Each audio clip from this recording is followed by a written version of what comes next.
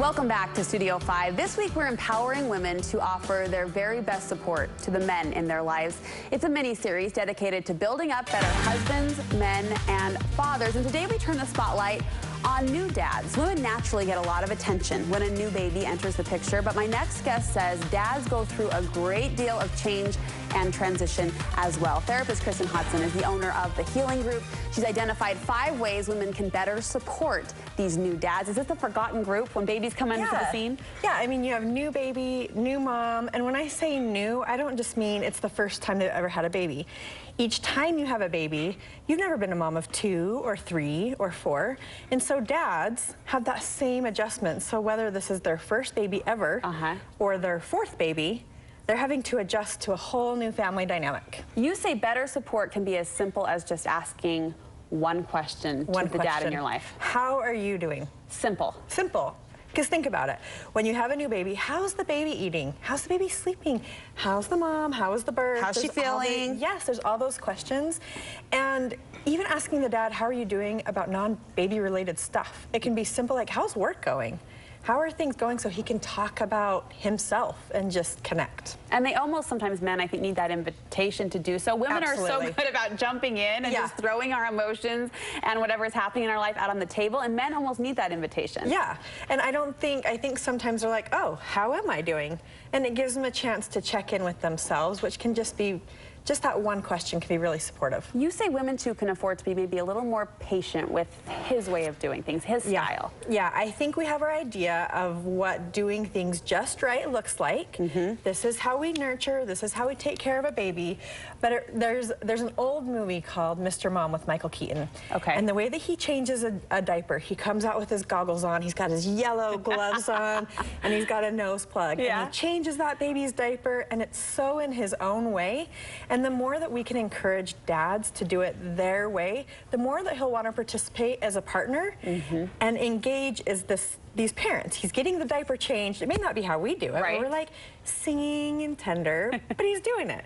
Baby's fine, and everyone's participating. And I was reading some research just last week pointing out the differences between how, you know, mothers and fathers parent, and the research was just punching home the idea that there's a reason why dads do it differently. There are skills and needed nurturing that happens from dad to daughter or dad to son that a mom really can't provide in her soothing, tender way typically of doing it. It's a completely different way, and it's completely necessary, and it's totally valid. A lot of times you'll see an article, a headline that will splash on your Facebook feed or whatnot, talking about the mommy-baby bond and how important that is and what to do when you're not feeling necessarily a really strong bond with your baby.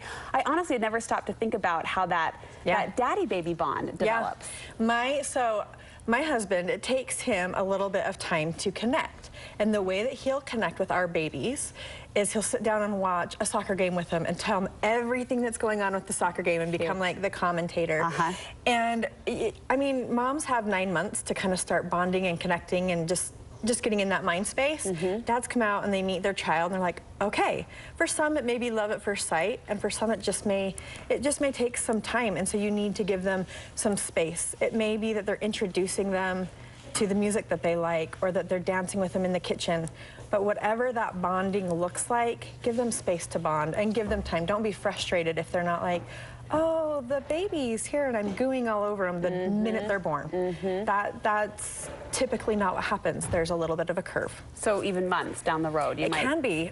For my husband and a lot of dads that I talk to, around the 3-month mark, when the babies start waking up and can respond to your smile and they can engage with you, that's when a lot of dads are like, oh, it's not just this lump. Yeah, it's not just this little object. Lump. And so that's a really good time for them when they're like, oh, they're smiling, they think I'm great. And so don't panic if it's not happening early. No, it can be months down the road. We hear about more and more moms and dads who are coming together to make a birthing plan, right, for the actual delivery of the baby, but you're introducing something new, a postpartum plan. A postpartum plan. What is that? Again, when I talk to dads, the #1 thing that they said helps them not have as much stress if they know things are taken care of at home.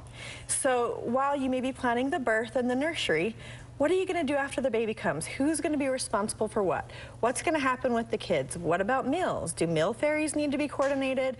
what needs to happen, and create your plan. And can you really accurately predict that and plan for that ahead of time? Not totally. It's a flexible plan, but you get a general idea and you've had the conversation and you get an outline.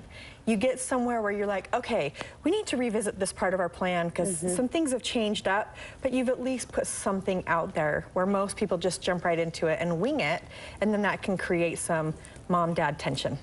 You talk about mom and dad coming together on that postpartum plan, so it made me curious, can men get postpartum too? Can they experience those baby blues? They do. Up to 10% of men get postpartum depression. Really? It looks different. It may not be the weepy, sad laying in bed that you think of, but there can be increased irritability, there can be more anger, they can isolate more, they can start eating a lot more, and they can go through their blues. But again, that hidden population that you talked about at the beginning, no dad's gonna really go, I'm just not feeling like myself, I could use some help. And that's why supporting and asking them how they're doing and really being there can help them not just have to go through this silently. So if you start to, from the outside, as the mom, as the wife, recognize these postpartum signs, you describe the irritability, the withdrawal, how can you help? Do you bring it up? Do you address the actual issue? Yeah, you can say, are you doing okay? I've just noticed you've been a little bit more irritable. We're going through lots of change here.